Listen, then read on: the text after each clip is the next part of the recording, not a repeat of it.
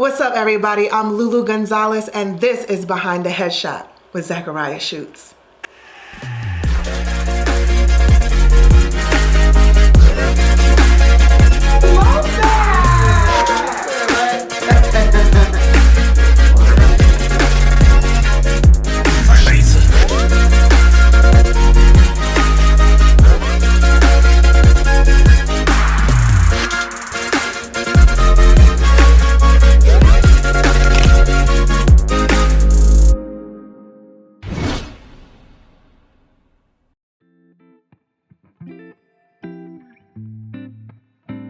Where are you originally from, Lulu? I'm originally from Brooklyn, New York, and Queens. I don't give Queens enough credit, so Brooklyn and Queens, New York.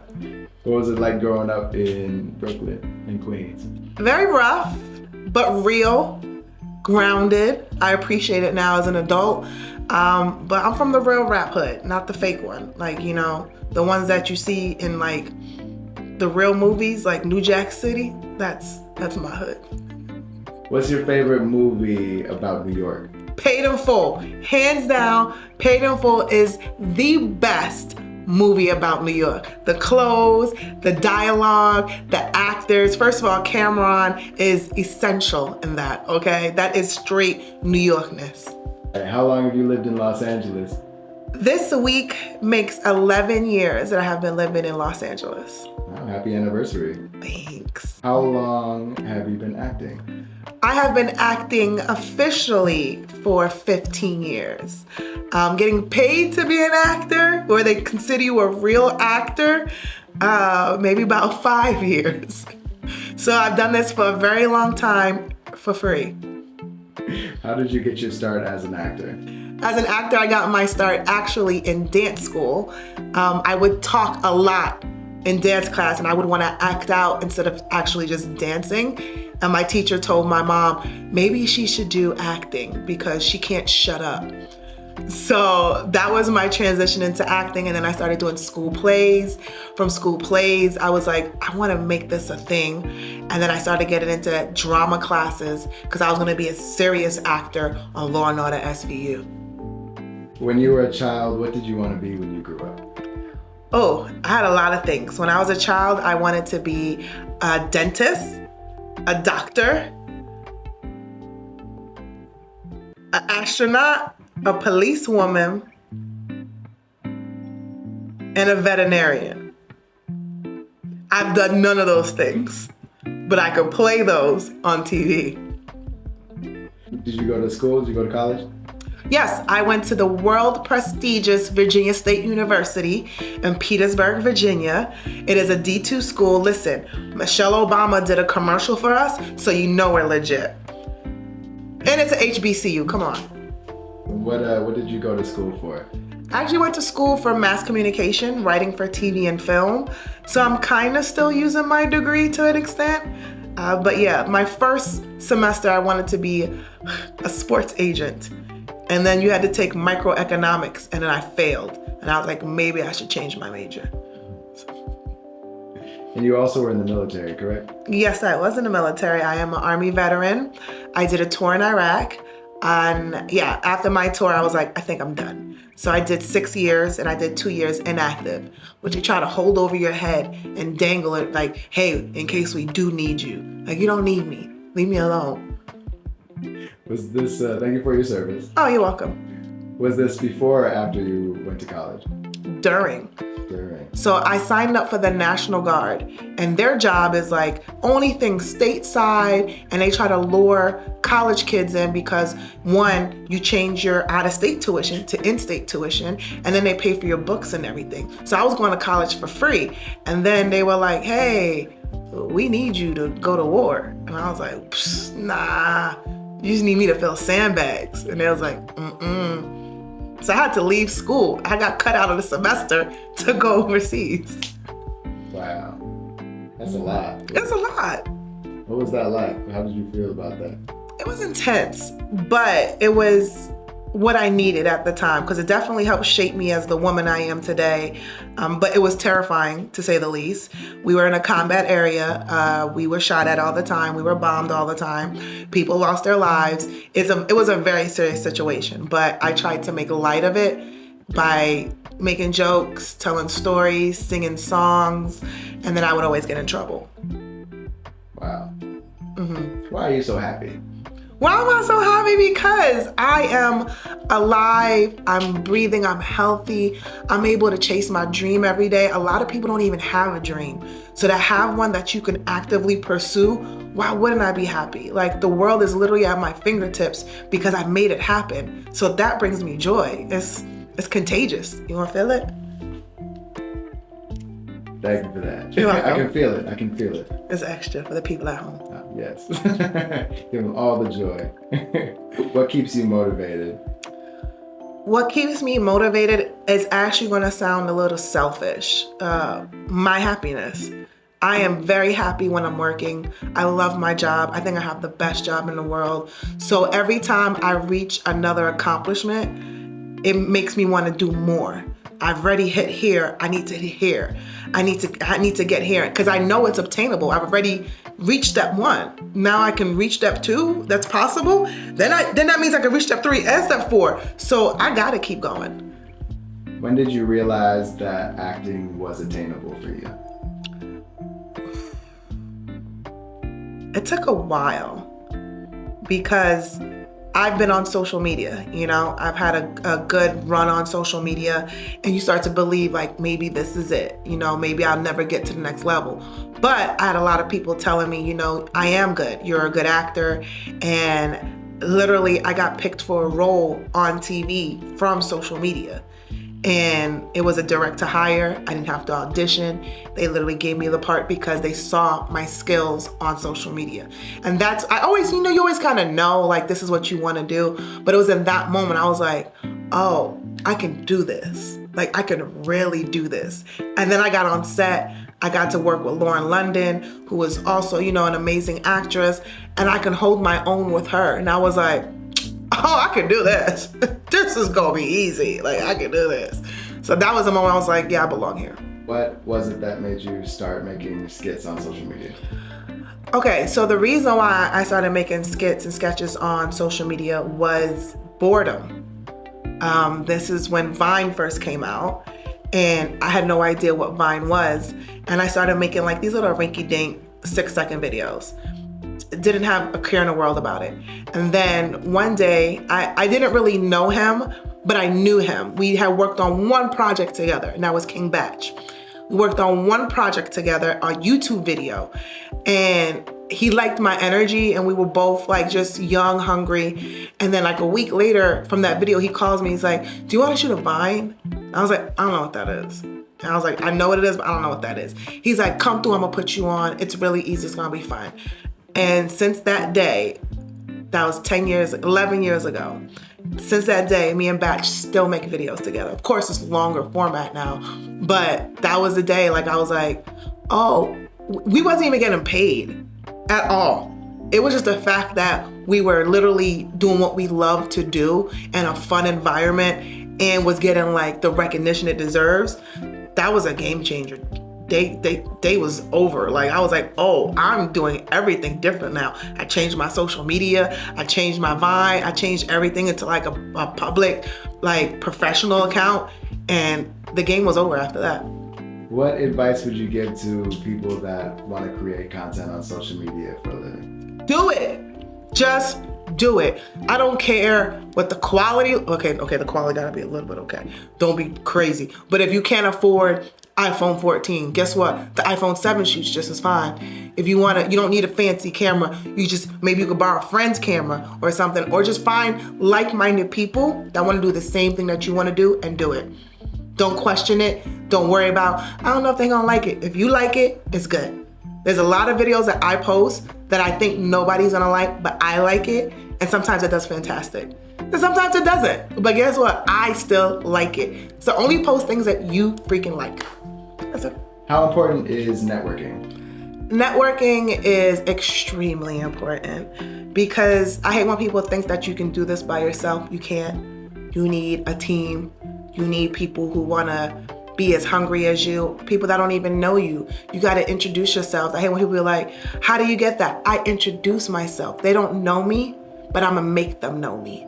You got to put yourself in the right situations. When I first started doing stand-up, nobody knew who the hell I was. I would go to every comedy club every night. Even if I'm not getting on stage, show my face, talk to the booker, talk to other comics, make sure other comics know who I am, invite them to a show, see if I can get on their show, get their number. Like, you gotta do so much. If you're hungry, it will come, but you gotta put the work in. Networking is very important. Even little things like everybody, even if you don't drink, right? But you know these comics that you wanna work with are going to a bar later and they ask you to come. Go. Get you a club soda, put a lime in it, and sit and drink that all night.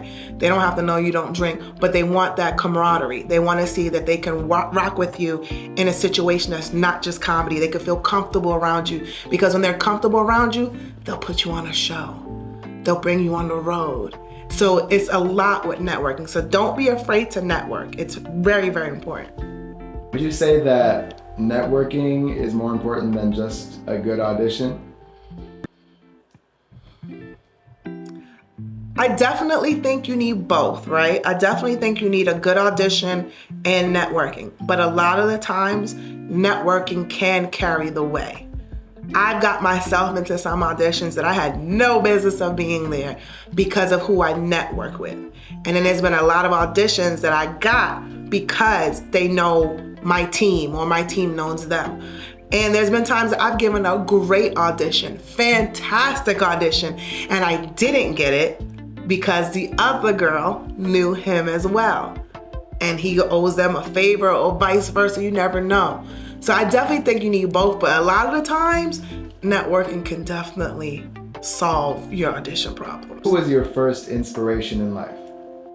The first person to really inspire me in my whole life, I would have to say my brother. You know, he was an athlete.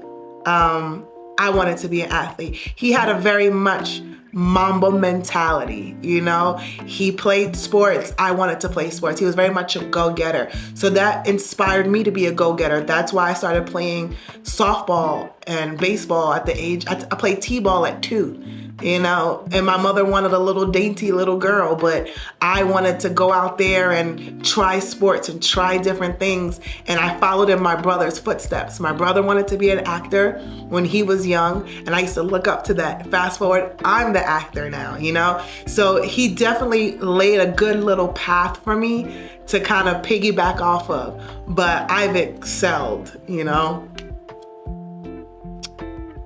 in that area. But he definitely did lay the groundwork. So I'm gonna say my brother. What got you into comedy?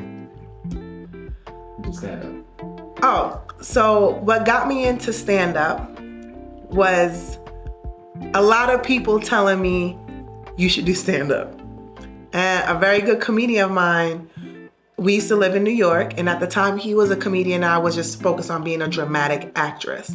And I would tell him stories and I would tell him jokes and just in conversation. And he's like, yo, you got a really natural, good storytelling vibe. You should do stand-up. I was like, no, I never want to do comedy. That's not my thing. I'm a serious actor. I'm just doing drama.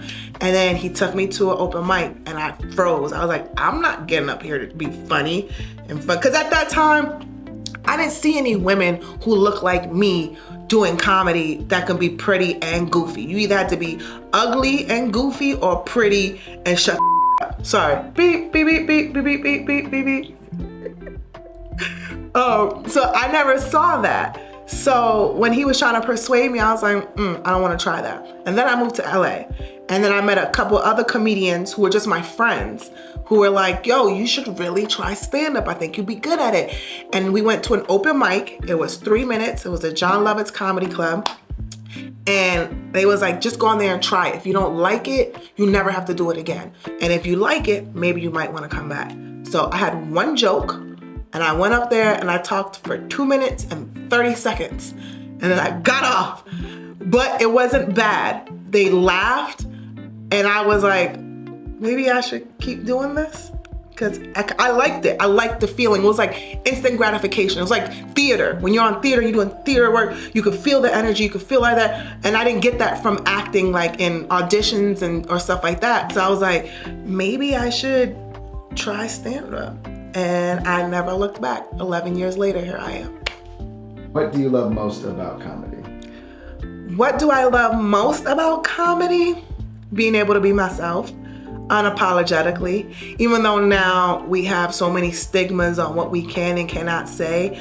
But I love being able to be goofy, silly, ridiculous, my most outlandish self, and it be praised. That's what I love about comedy. There's no rules. The inhibition to be like, yo, I'm gonna talk about staring at penises in the gym today. And I have. It's almost at 1 million views. You should go check it out. But being able to do that and not have the consequence of a person who doesn't do comedy put that out. Because if somebody else puts that out, you're like, what the hell is she talking about? But when I put it out, you're like, oh, that's funny. So I like that. I like the freedom. Who are your top 5 personal comedy influences? My top 5 personal comedy influences? Off top, number 1 is gonna be Martin Lawrence, Eddie Murphy, Jerry Seinfeld. I love Seinfeld. I love the sitcom. I like him as a comedian. This is where it gets tricky, you know? Recently, because I haven't seen any female comedy like mine that resonates with mine, I'm gonna go with Wanda Sykes.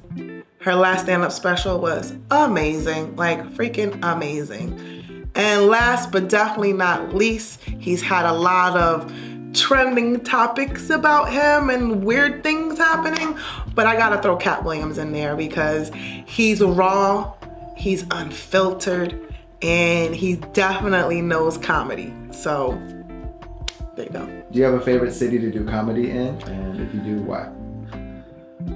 Honestly, the best city that I've done comedy in recently would be Seattle. I expected them to be a little uptight or whatever, but I've done across the nation so far, and Seattle has been the biggest supporter of my comedy as far as being able to laugh. There's no judgment. When I say they laugh wholeheartedly, after the show, I usually take pictures with people. They came up and took pictures, and one tried to kiss me on my face. She loved my comedy so much. It was ridiculous, and I appreciate it, but they were in it to win it. We love everything you had to say. So big ups to Seattle. Does your family think you're funny? Yes. My mother and my father think I'm funny, but they don't give me room to be a person. We can make jokes all day and I'll tell them stories. My mother be like, you should put that in your set. You should put that in your set. You should put that in your set. But the moment I have a moment to be like a real person or I get sad, my father be like, why are you sad for? You a comedian. Or why you take it so serious? You're a comedian. Well, I can't be a person. So they expect me to just be a comedian 24/7 and not have any feelings. Which it should be the opposite.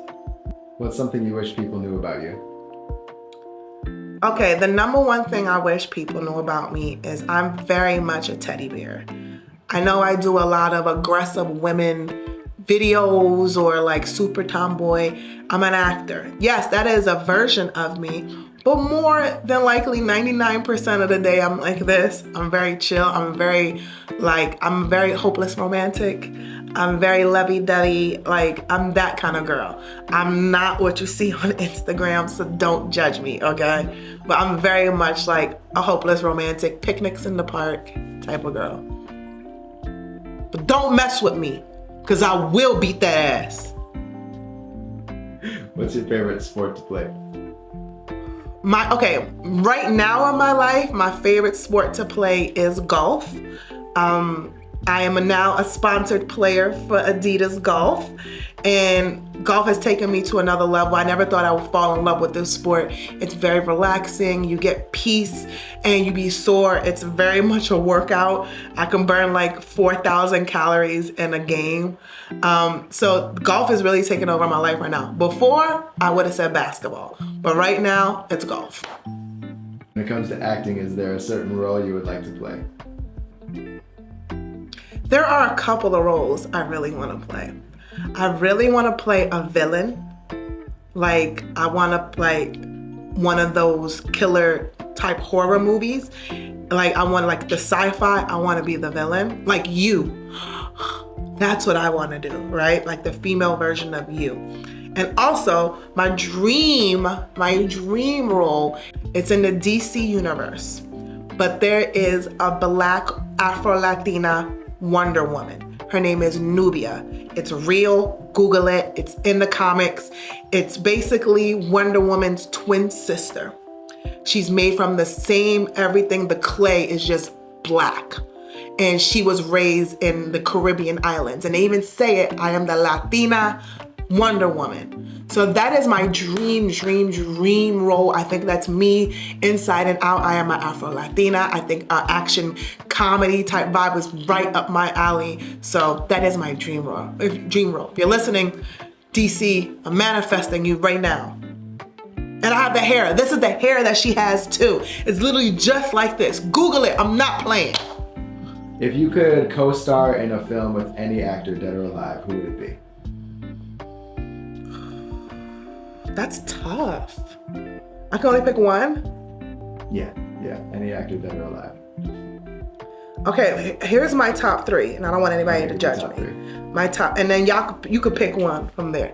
My top three is Leonardo DiCaprio, Denzel Washington, Robert Downey Jr. Any of those three, my life will be complete. All those three, bingo, life bingo. So yeah, one of those three. All-time fave. What advice would you give to your younger self before moving to LA? What advice would I give my younger self before moving to LA? Be patient. It will come when it's going to come. Don't rush the process. Enjoy the process, because once you get to where you think you want to go, everything changes. So just be patient and trust the journey. And save your money. Save a lot of money, okay? Taxes is real. That's good advice. That's good advice. Is there anything that you're looking forward to right now? Yes, I'm looking forward to a lot of things. I'm looking forward to selling my first TV show, selling my first movie, starring in my first movie, and starring in my first TV show. And a special. Is she talking an hour special? Yes. I'm looking forward to all those things. And a nice little bow at the bottom, like, boop. All of them, one time. All right, what do you have going on in your life right now? Right now, I'm currently on tour with Chris D'Elia, and I'm, constantly pitching my stuff to Netflix, Hulu, all these great networks. Hopefully one of you guys buy it. But yeah, I'm just in the writer zone and trying to get that situated, because being an actor, you have to have multiple hats and do multiple things. So I'm juggling the stand-up hat, the actor hat, the writer hat, and see if it makes sense all together. All right, awesome. Thank you so much, Lulu. Thank you. This is Behind the Headshot with Zachariah Schutz. Like, share, subscribe right here. Yeah.